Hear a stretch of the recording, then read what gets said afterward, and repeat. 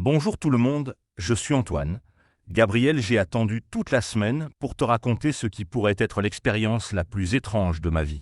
Bienvenue nouveau sur Waspoken French, cher auditeur. Antoine, tu as l'air très excité aujourd'hui. Raconte-moi tout. Alors samedi dernier, j'ai décidé d'aller dans un atelier de bricolage. Tu sais, ces endroits où on peut apprendre à faire des choses avec ses mains. J'ai toujours voulu essayer de construire quelque chose moi-même. Oh, c'est formidable. J'adore le bricolage. Quel type d'atelier as-tu choisi? Il y en a tellement différents maintenant. C'était un atelier pour débutants. Le thème était construire une petite étagère en bois. J'ai pensé que c'était parfait pour commencer. Simple, utile et pas trop compliqué. Excellente idée. Moi aussi, j'ai commencé par des projets simples. La première fois que j'ai utilisé une scie, j'étais tellement nerveux. Comment s'est passée ton arrivée à l'atelier? Quand je suis arrivé, il y avait déjà 10 personnes assises autour d'une grande table en bois. L'instructeur s'appelait Marc. Il avait l'air très sympathique et patient. C'est important d'avoir un bon instructeur, surtout pour les débutants. Qu'est-ce qui s'est passé ensuite? Marc nous a d'abord montré tous les outils. Il y avait des marteaux, des clous, des vis, des tournevis, une scie, du papier de verre et bien sûr les planches de bois pour notre étagère. Ça sonne comme une vraie aventure. J'imagine que tu étais un peu intimidé par tous ces outils. Moi, la première fois, je ne savais même pas comment tenir correctement un marteau. Exactement. Marc nous a expliqué comment utiliser chaque outil en toute sécurité.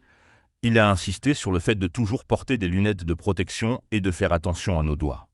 La sécurité, c'est le plus important. Je me souviens que mon père me disait toujours mesure 2 fois, coupe 1 fois. C'est un bon conseil pour éviter les erreurs. C'est drôle que tu dises ça. Marc nous a dit exactement la même chose. Puis il nous a donné les plans de l'étagère. C'était un dessin simple avec toutes les mesures. Les plans, c'est comme une recette de cuisine, mais pour le bois. Comment as-tu trouvé la première étape? La première étape était de mesurer et marquer les planches. J'ai utilisé un mètre ruban et un crayon. C'était plus difficile que je pensais de faire des lignes droites. Ah, oui, les lignes droites, c'est tout un article. Et puis qu'est-ce qui s'est passé? Ensuite, nous avons dû couper les planches avec la scie. Marc nous a aidés un par un. Quand mon tour est arrivé, j'étais vraiment nerveux. La scie faisait beaucoup de bruit. Je comprends. La première fois que j'ai utilisé une scie électrique, j'ai fermé les yeux. Pas très intelligent, je sais. Comment s'est passée ta coupe? Finalement, ça s'est bien passé. Marc tenait la planche avec moi et nous avons coupé ensemble. La coupe était presque parfaite. J'étais très fier. C'est merveilleux. Cette sensation de fierté quand on réussit quelque chose de nouveau avec ses mains, c'est incomparable. Qu'est-ce qui est venu après? Après avoir coupé toutes les planches, nous avons commencé l'assemblage. Il fallait visser les planches ensemble pour former l'étagère. C'était la partie la plus délicate. L'assemblage, c'est comme un puzzle en 3 dimensions. Il faut tout faire dans le bon ordre. As-tu eu des difficultés? Au début, oui. Ma première vis était de travers. Marc m'a montré comment tenir fermement la visseuse et comment aller lentement. À la deuxième tentative, c'était parfait. Bravo. On apprend toujours de nos erreurs. C'est ça qui rend le bricolage si enrichissant. Combien de temps a duré tout le processus? L'atelier a duré 3 heures. Au début, ça me semblait long, mais le temps a passé très vite. Nous étions tous concentrés sur notre projet. 3 heures, c'est parfait pour un projet de débutant. Pas trop long pour s'ennuyer, mais assez long pour vraiment apprendre. Comment était l'ambiance dans l'atelier?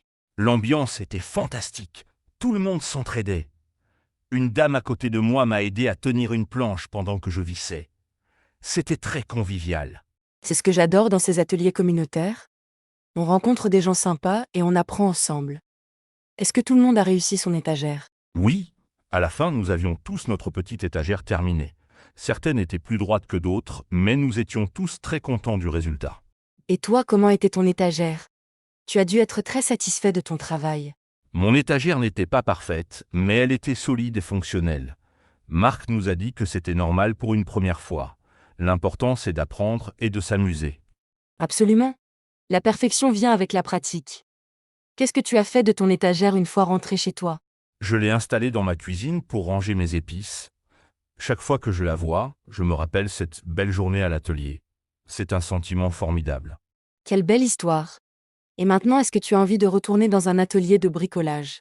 Bien sûr, je me suis déjà inscrit pour un atelier de menuiserie avancé le mois prochain. Cette fois, nous allons construire une petite table. Excellent. Tu vas devenir un vrai bricoleur. Nos auditeurs vont peut-être être inspirés par ton histoire. Qu'est-ce que tu leur conseillerais? Je leur dirais de ne pas avoir peur d'essayer. Même si on n'a jamais tenu un marteau, les instructeurs sont là pour nous aider.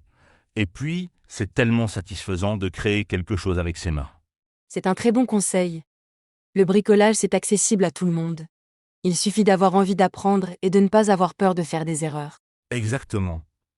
Et puis, même si on fait des erreurs, on peut souvent les corriger. Marc nous a dit que dans le bricolage, il n'y a presque jamais d'erreur irréparable. C'est vrai? On peut poncer, recouper, revisser. C'est une belle métaphore pour la vie, non? Est-ce que tu as appris d'autres choses intéressantes pendant cet atelier? Oui, j'ai appris que le bois a un sens, les fibres vont dans une direction, et il faut en tenir compte quand on coupe ou qu'on ponce. C'était fascinant. Ah, tu découvres les secrets du bois? Chaque matériau a ses propres caractéristiques. C'est ce qui rend le bricolage si riche et varié. Et toi, Gabriel, quel a été ton projet de bricolage préféré? Oh, j'ai construit une petite maison pour les oiseaux l'année dernière. C'était un projet simple mais très gratifiant. Maintenant j'ai des visiteurs ailés sur ma terrasse tous les matins. C'est merveilleux. Le bricolage peut vraiment améliorer notre quotidien et même aider la nature. Tu as utilisé quel type de bois? Du pin, c'est un bois tendre et facile à travailler pour les débutants. Et il résiste bien aux intempéries si on le traite correctement. Intéressant. Marc nous a aussi parlé des différents types de bois. Il y a tant de choses à apprendre dans le bricolage. Chaque projet nous enseigne quelque chose de nouveau. C'est exactement ça. Le bricolage, c'est un apprentissage constant. On développe notre patience, notre précision et notre créativité. Et puis c'est très relaxant après une semaine de travail. Oui, j'ai trouvé ça très apaisant. Se concentrer sur quelque chose de concret avec ses mains, c'est comme une forme de méditation. J'ai complètement oublié le stress de la semaine. Beaucoup de gens découvrent cet aspect thérapeutique du bricolage. C'est pourquoi ces ateliers sont de plus en plus populaires. Ils offrent une pause dans notre monde numérique. Exactement. Pas d'écran, pas de notification, juste nous et notre projet. C'était très rafraîchissant. Et puis, à la fin, on a quelque chose de tangible à montrer. C'est le grand avantage du bricolage par rapport à beaucoup d'autres activités. On peut toucher, utiliser et montrer fièrement ce qu'on a créé. C'est très satisfaisant pour l'ego. Et pour finir, je voudrais dire à nos auditeurs qu'il n'y a pas d'âge pour commencer le bricolage. Dans mon atelier, il y avait des gens de 20 ans à 70 ans. Absolument. Le bricolage unit les générations. Souvent les plus âgés transmettent leur expérience aux plus jeunes et vice-versa. C'est beau à voir. Voilà. J'espère que mon histoire donnera envie à nos auditeurs d'essayer un atelier de bricolage. C'est une expérience que je recommande vraiment à tout le monde. Merci Antoine pour ce témoignage inspirant. Chers auditeurs, nous espérons que cette conversation vous a plu. N'hésitez pas à nous raconter vos propres expériences de bricolage. Merci Gabriel, et à bientôt pour de nouvelles aventures sur Was Spoken French. À bientôt tout le monde, prenez soin de vous et peut-être à bientôt dans un atelier de bricolage.